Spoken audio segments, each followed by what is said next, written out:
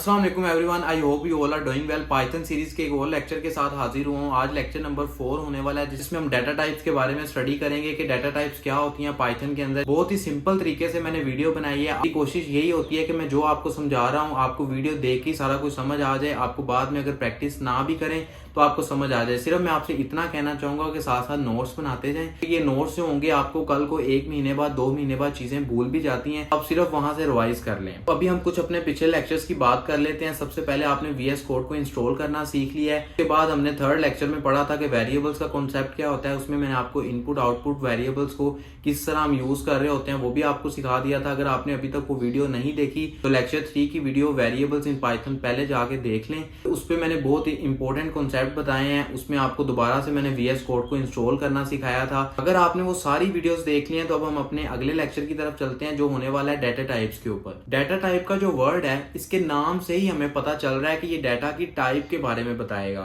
जैसे आपने कल की वीडियो में देखा था कि हम वेरिएबल्स को डिफरेंट नाम दे रहे थे। जैसे एज था जिसमें हम 21 पुट कर रहे थे, नेम लिया हुआ था जिसमें मैं अपना नाम पुट कर रहा था या कोई भी लाइन पुट कर सकते थे। तो हम डिफरेंट किस्म की टाइप्स ऑफ डाटा को यूज करते हैं। इंटीजर्स हो सकते हैं, वो स्ट्रिंग हो सकते हैं। अच्छा, इनकी मैं आपको डिटेल बताता हूँ। अभी हम अपने पेज की तरफ चलते हैं। ये डाटा टाइप्स इन पाइथन है। डिफरेंट किस्म के आपको डाटा जो है वो पाइथन के अंदर नजर आएंगे। अब अगर हम स्ट्रिंग की बात करें, जैसे मैं नेम के अंदर आपने वेरिएबल्स में देखा था अपना नेम स्टोर कर रहा था, यहाँ पे मैं कोई भी लाइन भी स्टोर कर सकता हूँ। इस डाटा की टाइप को हम स्ट्रिंग कहते हैं। अब इसके अंदर आप कोई पैराग्राफ लिख सकते हैं, अपना नेम लिख सकते हैं, कुछ भी आ सकता है। उसके बाद आता है इंटीजर्स। इंटीजर्स बेसिकली नंबर्स होते हैं। आपने मैथ्स के अंदर भी स्टडी किया होगा, और ये पॉजिटिव से शुरू होते हैं नेगेटिव तक, और 0 भी इसमें आता है। कोई भी नंबर हो सकता है, 1 2 3 4 भी नंबर आप लेंगे तो वो इंटीजर्स में आएगा। आगे मैंने आपको लैपटॉप के अंदर इसको चेक करना है वो भी तरीका बताया हुआ है, तो आप वीडियो जो है वो कंप्लीट देखिएगा, फिर आपको सारी समझ आ जाएगी। अब अगर आगे बात करें तो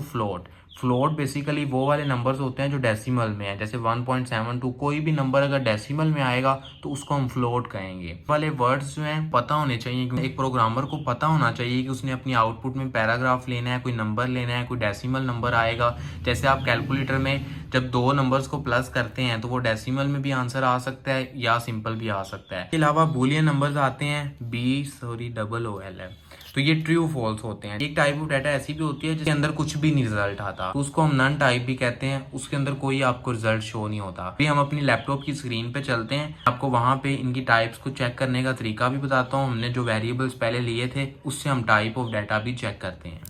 ओके, तो सबसे पहले वही सेम वेरिएबल्स आ गए हैं जो कि मैंने कल भी लिए थे। नेम के अंदर दानियाल स्टोर है, एज के अंदर 21 है, प्राइस के अंदर ये है, और नीचे मैं प्रिंट के अंदर टाइप लिख रहा हूँ, क्योंकि जिसकी मैंने टाइप चेक करनी है डाटा टाइप, तो उसको मैं इस तरह ही लिखूंगा। ये सिंटैक्स है, प्रिंट टाइप उसका नेम आ जाएगा। जैसे फॉर एग्जाम्पल पहले मैं नेम का चेक कर रहा हूँ तो मैं प्रिंट टाइप नेम लिखूंगा, फिर प्रिंट टाइप एज, और फिर प्राइस। जब इनको रन करूंगा तो आप देख सकते हैं कि क्लास जो पहले वाली थी उसके लिए स्ट्रिंग आया है, फिर दूसरे वाली की एज के अंदर 21 स्टोर था जो कि एक इंटीजर नंबर है, तो उसके अंदर इंटीजर वाली वैल्यू आ गई। फिर प्राइस के अंदर 21.3 था जो कि फ्लोट है, तो इस तरह से वो फ्लोट आ गया। अभी आगे हम चेक कर लेते हैं बूलियन का और साथ में नन टाइप का। तो सबसे पहले मैं name is equal to false लिखूंगा और ए इज इक्वल टू मैं नन लिख दूंगा।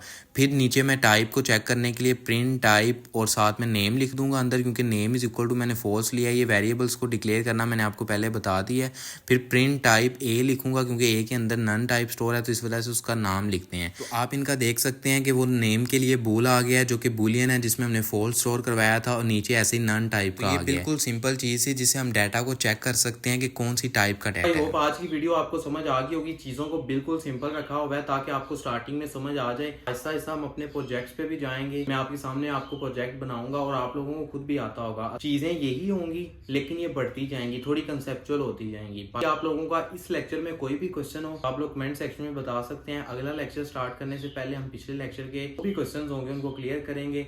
अभी वीडियोस देखते जाएं। जो आपने अगर पीछे से कोई लेक्चर नहीं लिया हुआ तो उसको भी पहले ले लें कि आगे आपको सारी चीजें जो है वो साथ साथ समझ आती जाएं। बाकी आपसे कल के लेक्चर में दोबारा से मुलाकात होती है। अपना ख्याल रखें। अल्लाह हाफिज।